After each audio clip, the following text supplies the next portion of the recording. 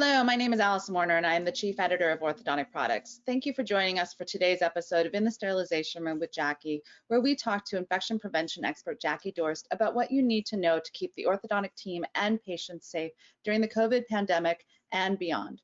For over 20 years, Jackie has been a consultant specializing in instrument sterilization and infection control and prevention in the dental setting.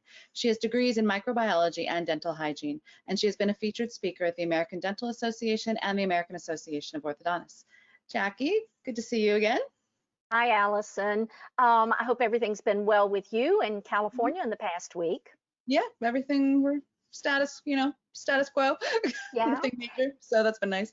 It's been a busy week. I have to proudly share with you, I did my first live seminar in South Carolina on Monday night.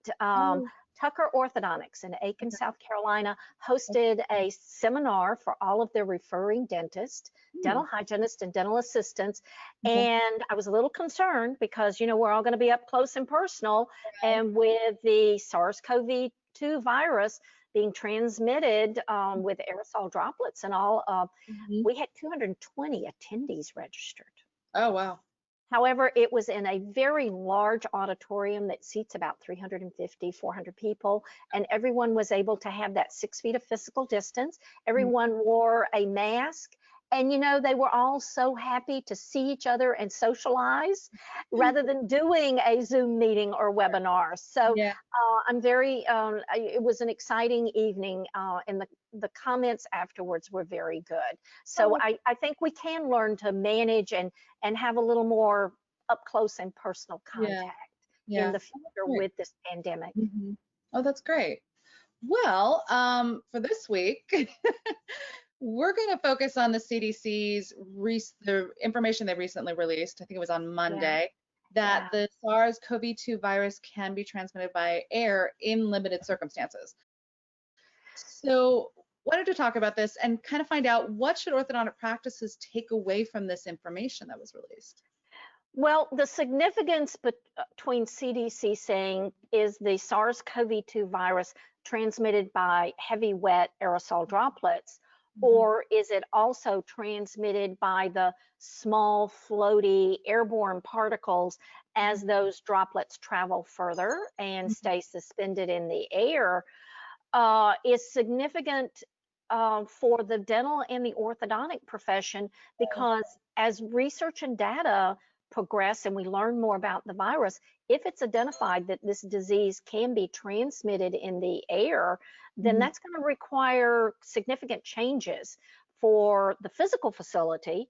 Not as much for the PPE that we're wearing, because that pretty much covers it, but we could actually start looking at those, what was discussed as negative pressure rooms back in the early when we were first reopening offices.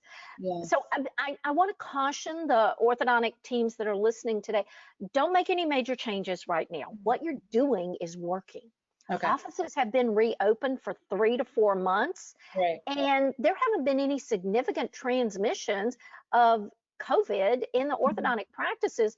The only thing that's happened in dental and ortho practices is when the team doesn't practice universal source control, mean they take their mask off and all sit down and have lunch together, or maybe they all want to get social and go to lunch and they all get into the same car and don't wear their mask with it. So the mask protects. As long as we're taking that precaution, then we're preventing that transmission of the disease. So it's only those few incidences have only happened when the mask is removed and we all sit down and have lunch and talk and cough and sneeze, or maybe even sing. Those are modes of transmitting those heavy, wet aerosol droplets. So don't make any changes now. Wait for more information with it. But CDC, I think they went ahead and released this information because they did have documented cases, data, where the disease had been transmitted, like in exercise facilities. So imagine, if you will, somebody's exercising and they're breathing hard and breathing out, and there's a lot of heavy, wet, and particles.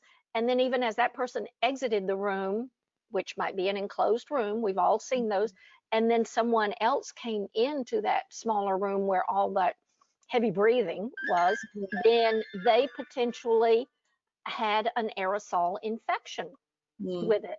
So that was one of the incidences. And then I think CDC is also concerned with the wintertime coming on into the Northern Hemisphere. We're going to have our doors and windows closed more. There's not going to be as much fresh air coming into buildings. And that's Right. traditionally when airborne diseases such as influenza and the rhinovirus that causes colds have been transmitted. Okay. So CDC wanted to get the information out that, you know, we need to practice universal source control, be Mhm. aware that there is a limited potential for us, but again, no changes for orthodontic practices at this time. Right. Yeah, because this wasn't guidance. This is just a release of information. Yes, Yeah. yes. Okay. Well, what are, okay, so taking this information, what should orthodontic practices do with it now? I mean, what should they be thinking about? Well, I'm going to refer to Dr. Richard Boyd's office. Okay. He was kind enough to host me in his office to look at what all he had done for aerosol mitigation. Mhm. And these are things that we've talked about again during closure and Yeah. as offices looked at reopening, identifying which orthodontic procedures are aerosol generating procedures, Mhm. such as bonding and debonds, where you might be the doctor would use a handpiece to remove the cement, and which Mhm. orthodontic procedures are non-aerosol generating procedures, Mhm. because the PPE and obviously, if you're doing a non-aerosol generating procedure, then you're not generating those aerosols and you don't need the extra PPE for it.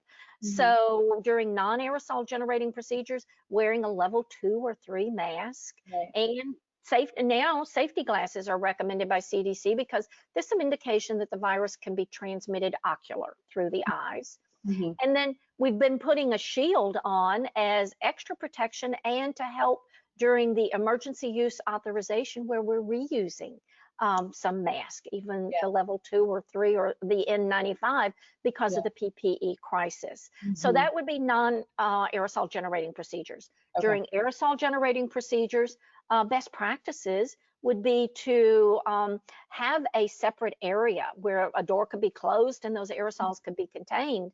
Yeah. Now, Dr. Boyd in his office actually had a separate room that he could put a glass wall up and a door that's entering the room. Mhm. And then he actually made it a negative air pressure room by Okay. installing an exhaust fan, similar to a bathroom fan, that Mhm. exhausts all the air outside the building. So Okay. he took those extra measures Mhm. to create this negative air pressure room even before he reopened his office. And I want everybody to know it wasn't a brand new building. He's been in this building for about 30 years. So he's Oh. kept it updated, constantly redecorating it even. It doesn't look like a 30-year-old building. It's very well maintained. Yeah. And he's made the investment in improvements with it. Okay. So I would advise offices to be aware for aerosol mitigation Mhm. that they need to look at their physical facility. If they have that open bay area, Mhm. they need to know how many cubic feet are in there. Mhm.